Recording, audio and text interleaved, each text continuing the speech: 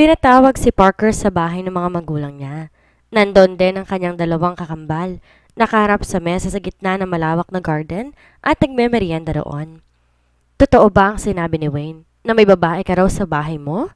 Bungad kaagad sa kanya ni Mr. Marceliano. Pinukulan niya na masamang tingin ang chick boy na kakambal. Nag-peace sign to sa kanya sabay ngisi. Ano naman ho kung meron? Balik niya sa ama at saka umupo na paharap sa mesa. Sinong babaeng yon, Parker? Tanong ng kanyang mommy. She is... Pinilit niyang wag magkamot sa batok. She is a friend, mom. Wala lang siyang matuluyan dito sa Maynila kaya... Pinutol ng malakas sa tawa ni Wayne ang dialogue niya. Asawa daw niya ang magandang babaeng yon. Malakas na sabi nito. Totoo ba yon, Parker? Kastigo ng ama. Dad, magpapaliwanag ho ako. Tumaas ang boses nito. Nag-asawa ka nang walang paalam? What's new? Sabad ni Kent. Lagi naman siyang gumagawa ng mga bagay na hindi pinapaalam sa inyo. Narindi na siya sa mga ito. Kahit kailan parang walang bilib sa kanya ang pamilya niya. Fine. Tumayo siya at bumaon ang kamao ng malakas sa mesa. That girl is my wife and she is pregnant, so you better leave her alone or makakalaban niyo akong lahat. Asik niya sa mga ito, tsaka nilisan ng hardin. Magdi-dinner tayo sa bahay ng parents ko. Kumunot ang noo ni Allison sa narinig. Sorry, sa inis ko kakakulit nila. Nasabi ko, mag-asawa nga tayong dalawa. Parker? Bulalas niya. Paano na yan? Paano plano natin? Parang nahahapo itong umupo sa sofa. Hilot-hilot ang sentido. Tuloy ang plano. Maghihiwalay tayo bago mo isilang ang bata. I will tell my family the truth eventually. Hindi na sila magugulat, trust me. Kilala nila kung ano-anong sinusuot kong kalokohan. Lumipat siya sa likod ng sofa. Inumpisang masahihin ang noo at ulo ng asawa. I'm sorry. Puno ng guilt na sabi niya. Pati ikaw, nadadamay na sa problema kong to. Sana sinabi ko na lang totoo kina papa at mama. Sana simula pa lang hindi na ako nagsinungaling. Hinawakan ito ang isang kamay niya. It's okay, babe. He gently kissed her palm. Malalampasan din natin to. Sa ngayon, we just have to go with the flow. 3 araw na nagkukulong sa kwarto si Parker at patuloy na revise ang presentation na ipapakita kay Mr. Wong sa isang araw. Binigyan siya nito ng last chance na makipag-meeting dito. Marahil wala itong nagustuhan sa ibang mga construction companies na nakikipag-deal dito. Hindi siya humingi ng tulong sa mga kapatid at kay Cassie. Panahon na para patunayan niyang kaya niyang hawakan ang posisyong binigay sa kanya ng ama. Although binigyan siya nito ng assurance ng deal or no deal, makakabalik pa rin siya sa trabaho. Pasok! Aniyang kumatok sa pinto si Allison. May dala itong isang tasa ng kape. Thank you. Nakangiting sabi niya pagkalapag nito niyon sa kanyang mesa. Ilang gabi ka nang walang tulog, Parker. Puno ng pag-aalalang pahayag nito. Kailangan ko lang tong ayusin mabuti. Maarte yung Chinese na kadil ko. Humigop siya sa kape. Hinaplos nito ang ulo niya. Pero wag ka namang masyadong magpapagod. Okay. Marahan niya tong hinila paupo sa kandungan niya. Sinabi mo eh. Ilang saglit na pinagkit ni Parker ang mga mata sa mukha ng peking misis. Just staring at her beauty was giving him a feeling of bliss. And the fact na darating ang araw na hindi na niya masisilayan ang magandang mukha nito ay nagbibigay sa kanya ng kalungkutan. He had seen the glorious sunrise at Mount Pulag, the breathtaking sunset from Ayers Rock of Australia, and the pallid snow in Fukushima, Japan. But no splendor of Mother Nature could ever surpass the beauty of this woman with him. At hindi siya magsasawa na titigan ang mukha nito kahit habang buhay. Alam mo bang, tubang-tuba ang parents ko at ikaw ang pangasawa ko? Natatawang sabi niya. Unang kita pa lamang kay Allison ang mga magulang niya. Boto na kaagad ang mga to sa babae. Hindi na ito nagtanong pa ng kung ano-ano. Gusto ng mga itong makilala na kaagad ang magulang ng dalaga. Nagdahilan na nga lamang si Allison na busy pa ngayon ng mga ito sa bangusan. Ngumiti ang babae. Kinawit ang isang kamay sa leeg niya. At tuwang-tuwa naman ako na pinakasalan mo ako, Parker. She said with a giggle. Humalik siya sa tungki ng ilong nito. Bahagyang hinaplos ang tiyan nito na mag-aapat na buwan na. Noong isang araw, nalaman na rin nila ang gender ng baby nito. Babae ang magiging anak ni Allison. He shared the same joy and enthusiasm with her habang pinapanood nila ang 4D ultrasound scan. Pakiramdam niya tuloy ay tatay na ang dating niya. Hanggang kailan tayo ganito, Parker? Pagkaway seryosong tanong nito. Bakit? Nagsasawa ka na ba sa akin? Seryoso ring balik tanong niya. Hanggang kailan tayo ganito, Parker? Pagkaway seryosong tanong nito. Bakit nagsasawa ka na ba? Hindi sa ganun. Masyado na kasing apektado ang personal na buhay mo. I told you, it's okay, babe. Actually, nasasanay na siya sa presence ng babae sa buhay niya. She had made his life mellow and calm, and well, meaningful. Humilig ang ulo nito sa balikat niya. He could feel her warm, sweet breath on the side of his neck. Parker wished they could just keep her forever. Masayang umuwi si Parker ng isang hapon, pero kaagad napalis ang ngiti sa mga labi niya na makitang nakangawi si Allison at hawak ang balakang. Are you okay? Puno ng pag-aalalang tanong niya. Di niya alam kung yayakapin ba to, o hahaplusin, o hahalikan. Nananakit lang ang likod at balakang ko, but I will be fine, Parker. Ngumiti ito. Masaya ata ang mister ko ah. I closed the deal.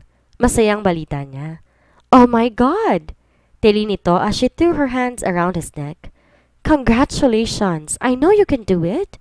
Binuhat niya ito at inikot-ikot habang malakas nilang nagtatawanan. Walang ano-ano bumukas ang entrance door ng kanyang unit. Cassie!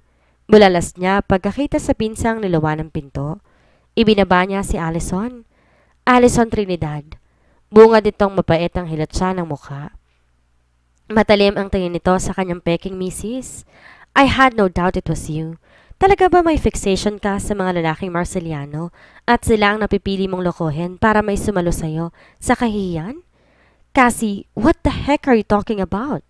Lumapit sa kanila ang babae. Dinuro nito sa mukha si Allison habang nakatingin sa kanya. This bitch tricked my brother Locke para pakasalan siya. And now, ikaw naman ang lolokohin niya? Humihingal to sa galit. My God, Parker! Kung hindi ko pa nalaman kina Wayne at Kent ang pangalan ng babaeng ito. Wait, what did you just say about Kuya Locke? Putol niya sa rant nito. Niloko din ang babaeng yan si Kuya para magpakasal sa kanya. Inamin niyang totoo sa amin na tinakbuhan siya ng tunay ng ama na pinagbubuntis niya. At para wag itakwil ng mga magulang, pinalabas niyang may nangyari sa kanila ni Kuya Locke para akuin itong responsibilidad at magpakasal sa kanya. Parker, I cannot believe na nagpaloko ka sa babaeng yan. Maang siyang napatingin kay Allison. Totoo ba yon, Allison? Tinangka mong lokohin ang pinsan ko? Nagtungo ito ng ulo bago sumagot. Yes, mahinang sagot nito. I'm sorry, Parker. No wonder she left my brother. That morning, she saw an easier prey on you. Bulalas ni Cassie sa kanya, tsaka binalingan si Allison. You scheming bitch! Bulyaw nito sa dalagang buntis at tinangkang sampalin, ngunit maagap na nahawakan ulit ang kamay nito.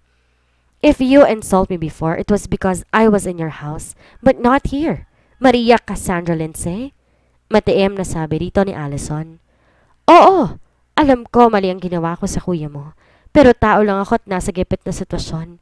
May karapatan ako na umisip at kumuha ng paraan para resolbahin ang problema ko. Pumagit na si Parker sa pagitan ng dalawang babae.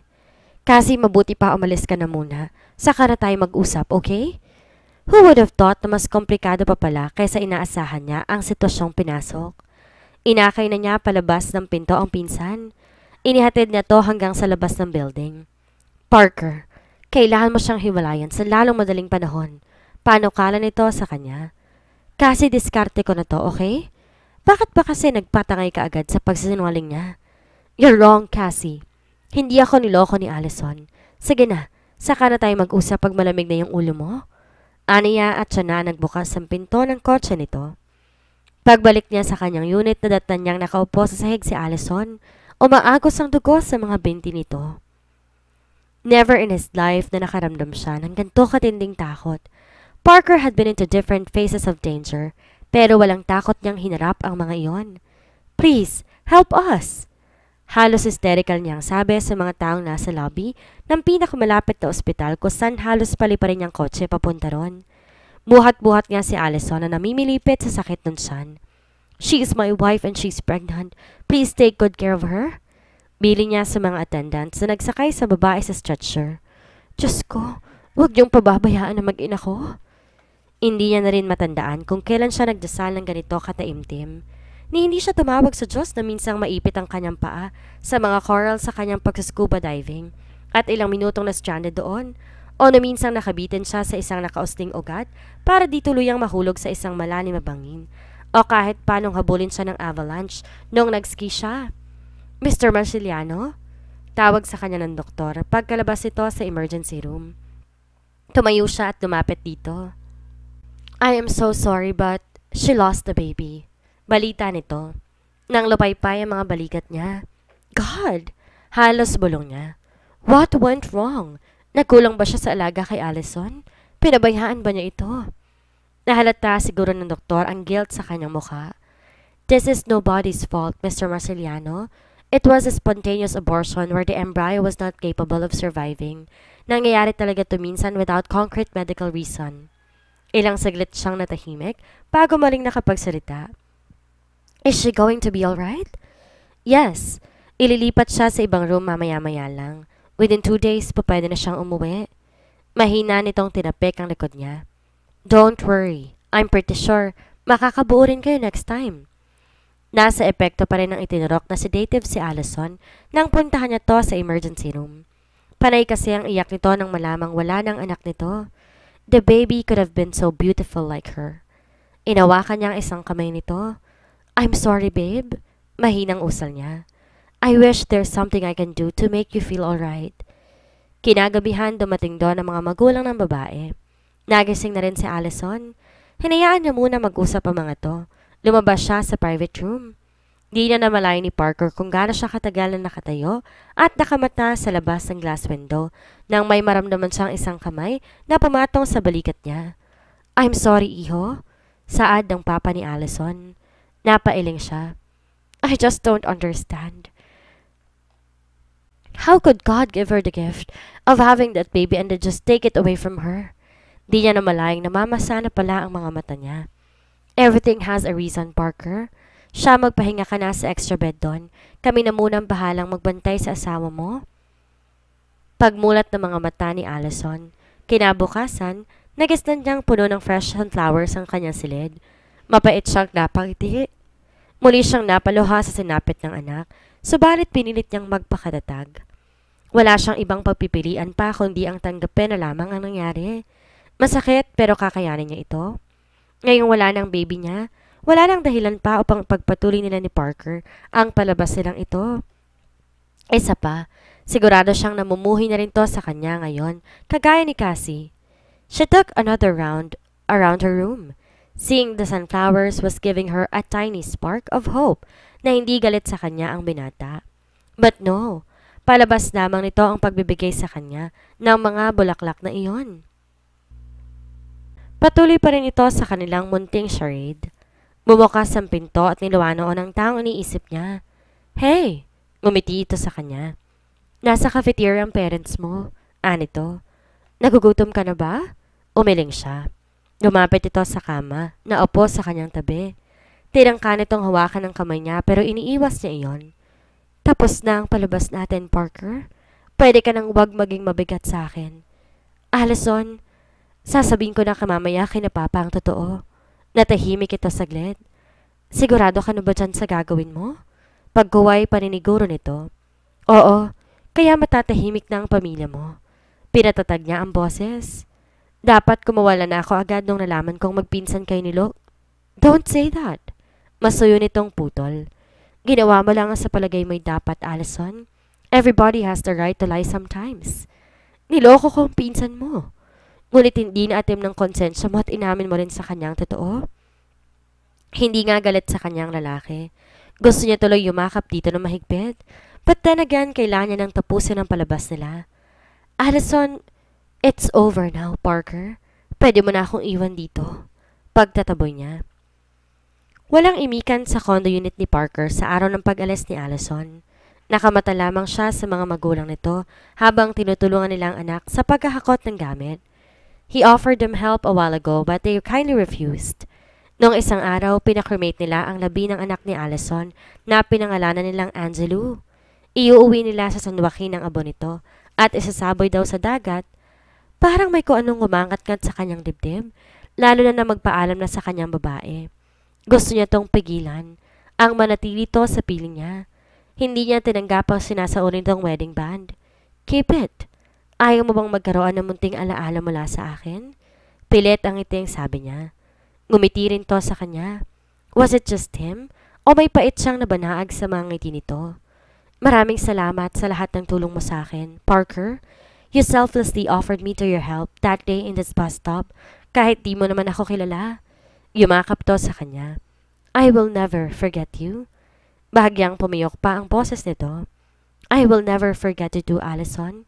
He fought the urge to hug her so tight and kissed her lips endlessly. Please take care of yourself and keep in touch, okay? Okay. Nanatili to nakatayo sa harapan niya. Tila meron pang hinihintay na sasabihin niya. Makaraan na ilang saglit, humalik na to sa kanyang pisngi, saka siya tinalikuran. Mabigat ang loob ni Allison nang sumakay siya sa kotse ng ama. Puno pa rin ang kalungkutan ng dibdib niya sa pagkawala ng kanyang anak. Marami siyang tanong kung bakit nangyari yon, ngunit naniniwala siyang hindi siya bibigyan ng pagsubok ng Diyos na hindi niya kayang lampasan. Kailangan niyang magpatuloy sa buhay. Kung meron mang positibong dulot sa kanya ang masakit na pangyayaring to, iyon ay ang gumagandang relasyon niya sa kanyang pamilya.